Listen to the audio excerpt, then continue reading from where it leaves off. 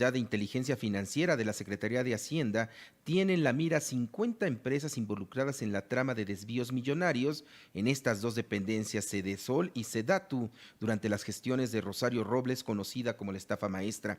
Santiago Nieto, titular de esta unidad, precisó que aún no se procede al congelamiento de ninguna cuenta. Hay una red de servidores públicos y empresas relacionadas. No puedo dar más datos, es lo que dijo Santiago Nieto en la investigación tan esperada ahora sí en torno a la estafa maestra por algunos años, dándose mucha información sobre este caso y nadie se movía.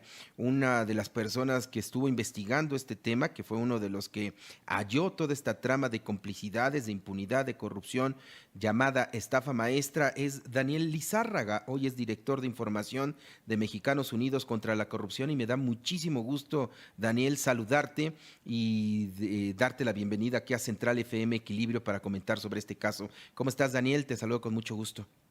Hola, ¿cómo estás? Muy buenos días. Un saludo, saludarte a ti en lo personal y bueno, a toda la gente que nos escucha. Gracias por la llamada. Oye, Daniel, coméntanos, ¿qué es la estafa maestra? ¿Qué descubrieron ustedes en esta trama, en este telaraña de corrupciones que pensaron en la administración anterior que lo hacían de manera genial y que ustedes lo descubrieron? ¿Qué es la estafa maestra? Mira, es exactamente, voy a utilizar la palabra que tú hiciste, es este enjambre, una red. Técnicamente nosotros diríamos un sistema.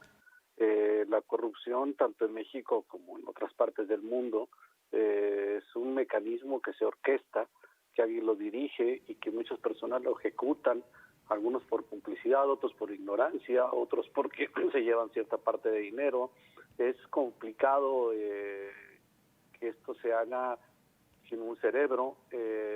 Son cosas que lo hacen, vamos a llamarlo así, profesionales de esto, y que todo empezó con el reporte de la Auditoría Superior de la Federación, donde detectó algunos primeros desvíos con dinero de la Sedesol hacia universidades públicas y de las universidades públicas hacia empresas fantasma. Nos pusimos de acuerdo porque andábamos sobre lo mismo, el mismo tema, con reporteros de Animal Político, y emprendimos una investigación conjunta porque pretendimos abarcar la mayor parte de esto. Y como la gente sabe, ahora es muy complejo investigar cosas en lo individual, así que hicimos un equipo de trabajo y bueno, pues, se juntaron dos equipos de reporteros y el resultado fue que casi pues descubrimos la mayor parte del país en este sistema. En ese momento la responsable de Sedesol pues era Rosario Robles. Ella hasta el momento había rendido cuentas ante los medios de comunicación, pero no la habían llamado ante la justicia. Entonces, pues yo más que nada diría que lo que va a pasar el próximo 8 de agosto es que finalmente, después de más de, no sé, creo que más de un año y medio que publicamos esto, finalmente va a rendir cuentas de lo que pasó. Ustedes descubrieron en el año pasado esta trama, esta red de corruptelas y ya han interpuesto como Mexicanos contra la Corrupción y la Impunidad ya una denuncia en contra de Rosario Robles y de quien más resulte responsable sobre esta trama. ¿De qué volumen estamos hablando? ¿Se han manejado algunas cifras? En Sí. especial México Unido contra la Corrupción, que tú estás al frente de la Jefatura de Información, habla de 7,000 millones de pesos de recursos públicos utilizados por esta trama de corruptela. Sí, solo una pequeña precisión porque luego se confunde. No es no es Mexicanos contra la Perdóname, Corrupción, mexicanos, sí. Mexicanos Unidos es otra. Sí, perdóname, Mexicanos Unidos No, contra está la bien. Corrupción. Mira, es un asunto que nosotros, la cifra que acabas de decir, es un tema que nosotros descubrimos con herramientas públicas. Y públicas quiero decir con solicitudes de acceso a la información, registros de Hacienda, registros de compras públicas, presupuesto de las universidades, cruzando datos a las que tenemos acceso y que sabemos un poco manejar por la raíz de nuestro trabajo. Probablemente esto sea mucho más grande, pero eso le va a tocar justamente a las autoridades, porque como reporteros tú y bueno, tu auditorio debe saber que para nosotros es imposible entrar a las cuentas bancarias, a romper el secreto bancario, además de que es un delito. Es muy complicado pues, conseguir información de Hacienda, de la Unidad de Inteligencia Financiera de Hacienda. La intención precisamente de publicar esto con los datos que como reporteros encontramos es que pues que a partir de eso las autoridades hagan su trabajo, y se tardaron un poquito y tuvo que haber otro gobierno porque pues acordémonos que el expresidente Peña Nieto públicamente le dijo, cito, 2 comillas, 2 puntos, no te preocupes, Rosario. Sí, aquella frase famosa de Enrique Peña Nieto en un evento cuando llegó Rosario Robles, cuando empezaba esta información que ustedes descubrieron, y Peña Nieto le dice tan fácil, no te preocupes, Rosario, yo te cubro con el manto de mi poder y no ha pasado nada. Oye, Daniel, en estas investigaciones que hicieron, ¿qué nombres les aparecieron a ustedes? Porque hoy pues está muy enfocado hacia Rosario Robles, pero según lo dado a conocer por Santiago Nieto, hay una trama de por lo pronto 50 empresas Sí, relacionadas a este caso y también muchos funcionarios, no solamente Rosario Robles. bueno, esa es la estructura, el círculo cercano a Rosario y de ahí hacia abajo, directores o subdirectores. El problema de esto es que no va a ser tan sencillo, yo creo, porque igual la autoridad es la autoridad, pues, pero pues estas empresas desaparecieron. A final de cuentas, el último eslabón de la cadena estaba perfectamente planeado. Además, déjame decirte que en los últimos meses yo he pensado que esto es más grave todavía, porque si tu auditorio recordará, en los últimos meses, ahorita recuerdo noticias del Reforma y algunas del Universal, donde se llamó a los primeros testigos, si queremos llamarlos de alguna manera, o quizá implicados en la firma de los contratos con estas empresas fachada o Sí. estas empresas fantasma. Y algunos de ellos, salvo que se compruebe también, su argumento principal es que esa no es su firma, que alguien firmó por ellos. Ujú. Y algunos llevaron hasta peritos y parece que algunos de ellos tienen la razón. Entonces, pues el asunto es todavía más grave, ¿no? Porque Sí, entonces se falsificaron firmas. por supuesto. Estamos hablando de crimen organizado, ¿no? Exactamente. Porque ese es un delito que sí podría llevar a la cárcel a Rosario Robles, solamente a través de crimen organizado, que es un delito grave. Por lo pronto, los otros tranquilamente lo podría hacer, ya lo hizo, ¿no? Ya se amparó contra cualquier orden de aprehensión, pero aquí, con todas sus letras, la estafa maestra fue producto del crimen organizado.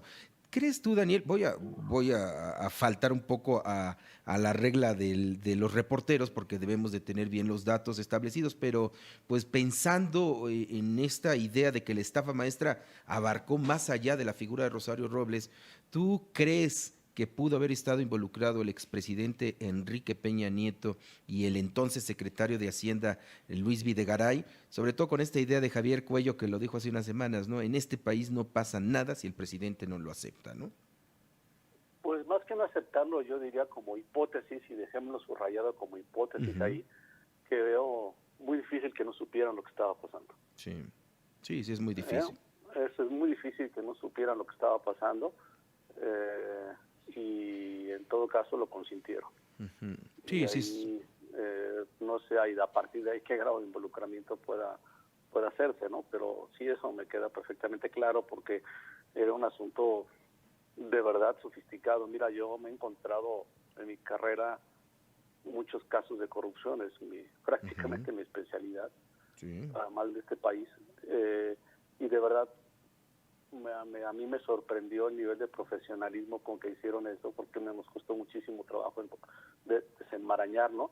Y bueno, yo creo que el nivel de complejidad entre esto, Duarte y Roberto Borge, de verdad está el oro, la plata y el bronce a propósito de los panamericanos. Sí, por supuesto.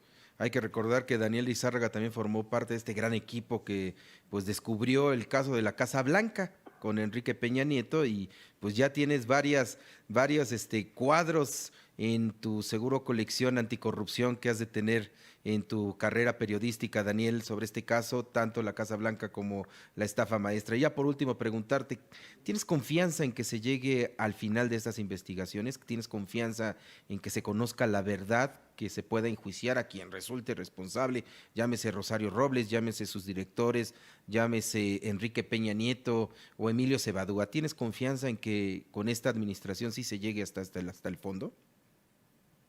Mira, te voy a contestar de otra manera. Tengo más confianza en la gente. Ujú, ¿Qué quiero decir con esto?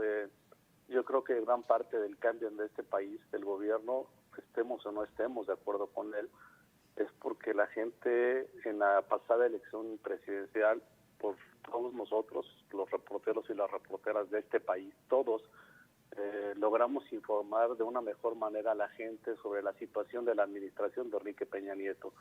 Y la gente salió con mucha mayor información a ejercer el derecho al voto.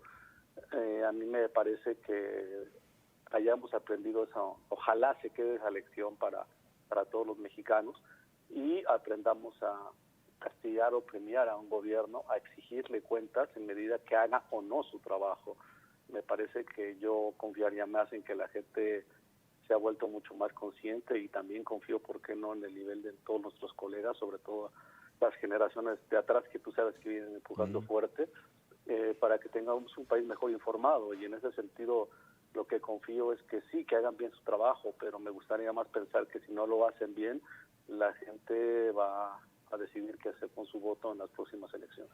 Muy bien, Daniel Lizárraga, y ese trabajo tan fundamental lo está haciendo Mexicanos contra la Corrupción y la Impunidad. Tú, como jefe de información de esa institución, te quiero ofrecer a Central FM Equilibrio como una plataforma de difusión de todas las investigaciones que hagan. Siempre cuenta con nosotros, Daniel, y te felicitamos por tu trabajo, tanto por la Casa Blanca. Blanca. Sí, por supuesto. De hecho, ahí con Geo estoy muy en comunicación para que toda la información que nos mandan les damos la difusión necesaria para que pues este país empiece a conocer pues todo lo que ustedes están investigando y sobre todo algo que para nosotros aquí en Central FM es una línea editorial, como decimos los reporteros: cero corrupción, cero impunidad, cero tolerancia ante estos dos males que hoy aquejan a nuestro país. Daniel, me dio mucho gusto platicar contigo. Gracias por explicarnos las dimensiones de esta estafa maestra y estamos en comunicación con Mexicanos Unidos contra la Corrupción y la Impunidad. Gracias, Daniel. Para todo el mundo.